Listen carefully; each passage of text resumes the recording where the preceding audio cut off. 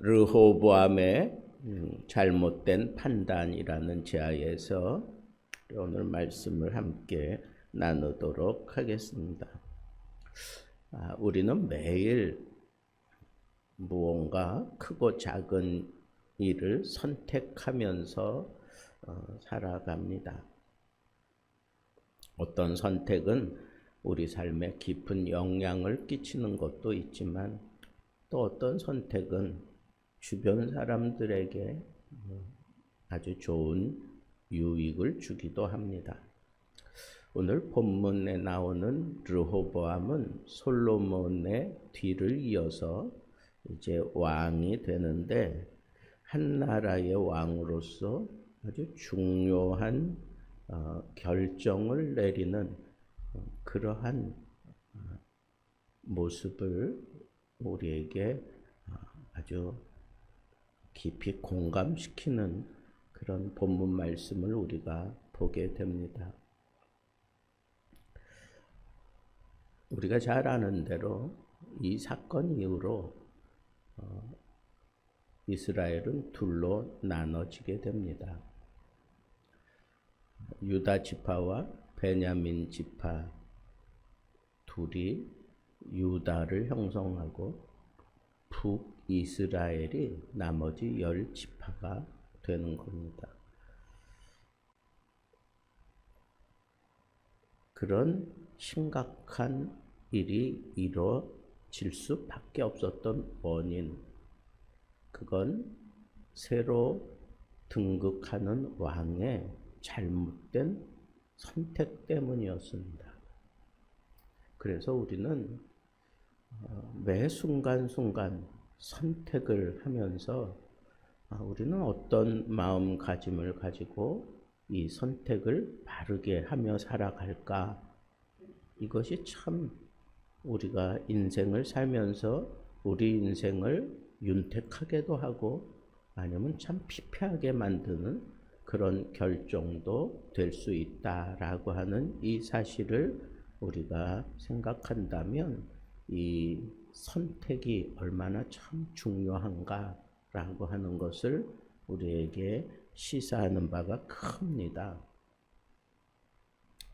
자, 엄청난 아버지 솔로몬의 뒤를 이어서 르호보암이 이제 왕이 될 때, 그때 일단의 무리가 아주 큰 무리를 이루어서 르호보암을 찾아옵니다. 그래서 딱 한 가지 요청을 해요.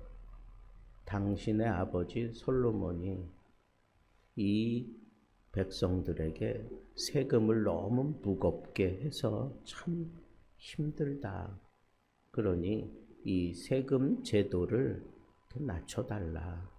그래서 이 서민들을 좀 숨을 쉴 수 있도록 그렇게 해달라라고 그렇게 요청을 하는 겁니다.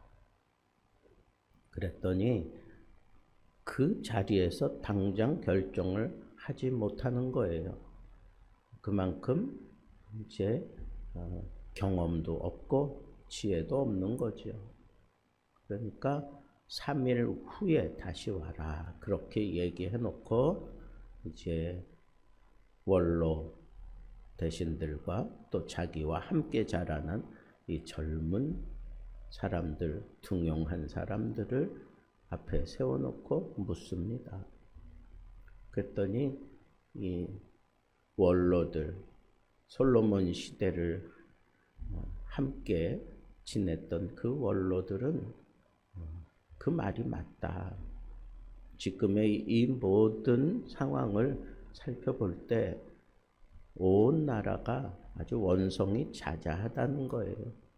이 무거운 세금 때문에 견딜 수가 없으니 이 세금을 낮춰주는 게 좋겠습니다.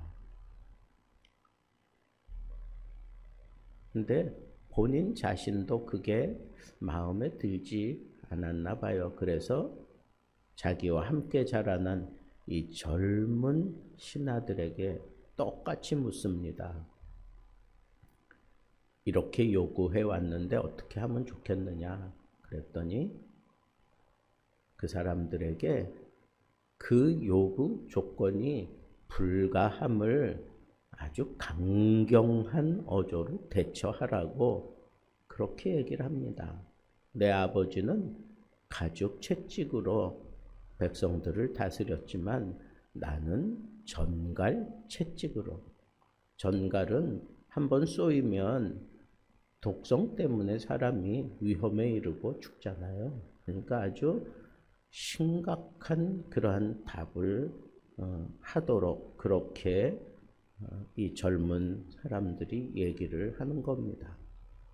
또 한편으로는 이해할 수 있는 게 이제 막 왕이 되는 사람의 그 권위를 좀 생각해 주고 그리고 그 길을 좀 살려주고 이 정치를 선하게 풀어갈 수 있도록 이렇게 차근차근 해갈 수 있는데 그냥 처음 이제 왕으로 등극하는 그 사람에게 와서 다짜고짜 그냥 이 세금이 무거우니까 이걸 전폭적으로 수정해 달라고 하는 것부터 얘기하는 게 젊은 사람들 시각에서는 이거 우리가 어리다고 얕보는 건가 하는 그런 생각이 들었기 때문에 그렇게 왕의 권위를 높여주기 위해서 이렇게 강경하게 대처하도록 얘기를 했던 겁니다.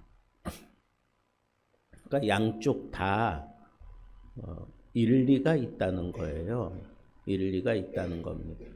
르호보암이 선택한 것은 다시 이제 3일 후에 찾아온 여로보암과 그 모든 일단의 무리들에게 젊은이들이 조언한 것을 그대로 얘기를 합니다. 그래서 결국은 이 여로보암과 그 큰 무리들이 결국은 나라를 반으로 이렇게 토막을 내고 분리하게 되는 그런 결과를 이룰 수밖에 없게 되는 것입니다. 저는 오늘 말씀을 통해서 이게 참 잘못된 조언, 어떤 사람의 그 조언을 들을 때에는 우리가 청종해서 들어야 하지만 거기에 너무 의존해서는 안 되겠다 하는 그런 생각이 드는 겁니다. 그런데 르호보암은 그 조언에 완전히 동화되는 것을 볼 수가 있어요. 여러분, 그렇게 해서는 지도력을 발휘할 수가 없고 지도자로서의 그런 소양으로는 상당히 부족한 면을 보여줄 수밖에 없는 결과가 양상되는 것을 우리가 눈여겨보아야 합니다. 모든 결정, 내가 내리는 모든 결정, 그것은 내 중심으로 그걸 내려야 돼요. 내가 판단하고 내가 생각하고 다른 사람들의 조언은 그저 그대로 말 그대로 거들 뿐이지 거기에 완전히 동화되어 가지고 그렇게 얘기를 하면 결국은 한쪽으로 치우칠 수밖에 없고 전체를 품어 안고 가는 리더십을 발휘할 수가 없다는 거예요. 조언은 조언일 뿐 결정은 내가 내리는 겁니다. 내가 생각하고 내가 판단하고 어떤 조언을 내가 듣고 말할 때에는 그걸 내 것으로 온전히 다 만들어 놓고 난 다음에 얘기를 해야지 그 조언을 그대로 내가 받아들이면 거기에는 반드시 이런 심각한 문제가 따를 수밖에 없다라고 하는 것을 우리가 알 수가 있습니다. 그리고 두 번째 이 르호보암의 잘못된 선택은 자기를 드러내는 일에 결정을 쉽게 했어요.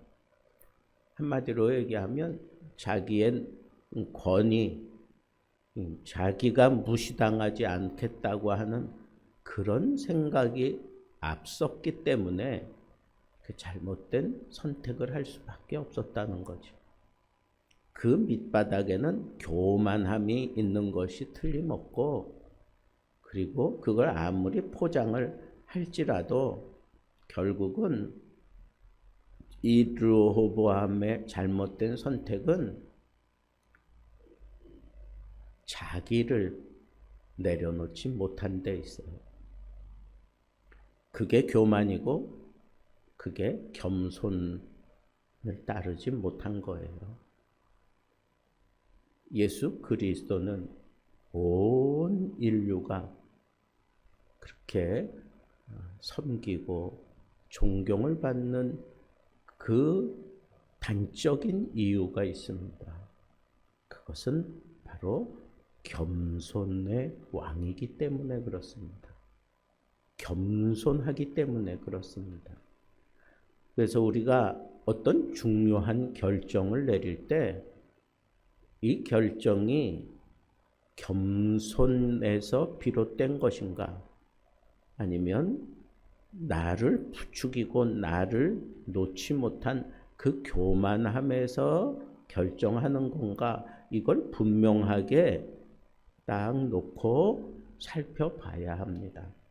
우리 모든 인생은 어떤 결정을 할 때 자기라고 하는 에고가 살아있기 때문에 이게 나의 지혜로운 판단에 의해서 결정을 하는 건지, 아니면 그냥 나 자신을 무시받고, 그리고 나 자신이 정말 이렇게 손가락질 당한다라고 생각해서 자기를 중심으로 결정하는 건지, 이런 유혹을 항상 받기 때문에 우리는 중요한 결정일수록 철저하게 자기 자신을 내려놓고 겸손한 마음으로 그 문제를 내가 대하는 것이 실수하지 않는 비결이다라고 하는 것을 이 르호보암을 통해서 알 수가 있습니다.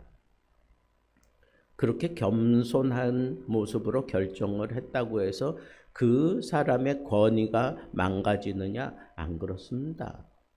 절대로 그렇지 않습니다. 그러니까 항상 결정하기 전에 이게 정말 하나님의 뜻에 따라 내가 나 자신을 내려놓고 겸손한 모습으로 결정하는 건가, 이걸 생각하면 실수하지 않을 수 있다라고 하는 사실을 우리는 여기서 배울 수 있고, 마지막 세 번째는 오늘 말씀 그 결론 부분에 가면 본문에 이 일은 하나님께로 말미암아 난 것이라 라고 그렇게 얘기를 하고 있습니다. 그러니까 이 르호보암에게 닥쳤던 이 시험은 르호보암 그 당대에 갑자기 생겨난 것이 아니라 사실은 이 여로보암이 왕이 될 것을 이미 아히야를 통해서 하나님께서 예언을 해 놓았습니다. 그 배경에는 솔로몬 시대에 넘쳐나는 우상으로 말미암아 결국은 그 나라가 나뉘어질 수밖에 없었던 것입니다. 그러니 이 모든 일들이 이렇게 심각하게 가서 결정하기까지 하나님의 아주 깊은 섭리 가운데서 이루어졌다라고 하는 것을 우리는 생각해 볼 때, 우리가 어떤 중요한 문제를 결정할 때 하나님의 섭리 안에서 이루어지는 거구나. 물론 르호보암처럼 이렇게 안 좋은 배경을 가지고 하나님의 뜻이 풀어져 나갈 수도 있고, 또 반대로 나는 참 어리석고 나는 참 미련한데 이 선택을 지혜롭게 선택할 수 있도록 그렇게 어떤 상황이 막 이렇게 몰려가는 것을 보게 됩니다. 그것은 내 시대 나 때문이 아니라 사실은 그 배경이 있어요. 어머니 때문이라든가 아버지 때문이라든가 아니면 그 시대 상황에 밀려서 내가 그렇게 선한 결정을 할 수밖에 없는 그런 상황으로 우리가 선택을 하게 되더라 하는 거예요. 이 얘기는 하나님의 섭리 안에서 선택을 하게 된다는 거예요. 어쩌면 르호보암은 하나님의 섭리 안에서 실패했다고 보는 거예요. 그래서 하나님으로 말미암아 난 것이다라고 하는 것은 하나님이 그를 실패하게 만들었다라고 볼 수도 있다는 거예요. 왜? 하나님이 이미 솔로몬 시대에 아히야를 통해서 나라가 이렇게 둘로 나뉘어질 것, 여로보암이 왕이 될 것을 그렇게 예언해 놓았기 때문입니다. 그 이유는 그 우상 숭배 때문에 그런 거죠. 모든 책임은 다 우리 인간들에게 있고 그것을 풀어가는 그 방법과 그 선택은 하나님이 하신다는 거예요. 거기에 어쩌면 이 르호보암은 희생양이 될 수밖에 없었다는 거지요. 그러나 그렇다고 해서 르호보암이 이렇게 잘못된 선택을 하는 것은 그건 하나님 때문이다라고 그렇게 하나님께 돌릴 수는 없어요. 왜? 선택하는 당사자는 르호보암 자신이기 때문에 그렇습니다.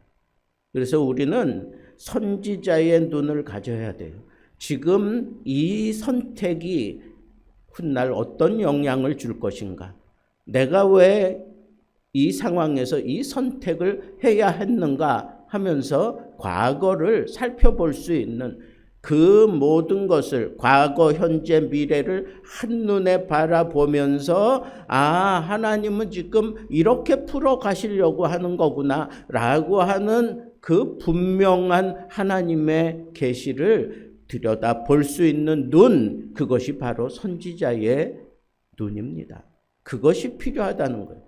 모든 선택을 할 때 우리는 이렇게 하나님이 이 문제를 어떻게 풀어가시려고 하는 건가 하는 것을 우리가 통찰할 수 있다면 적어도 이런 잘못된 그런 선택은 하지 않을 수 있습니다.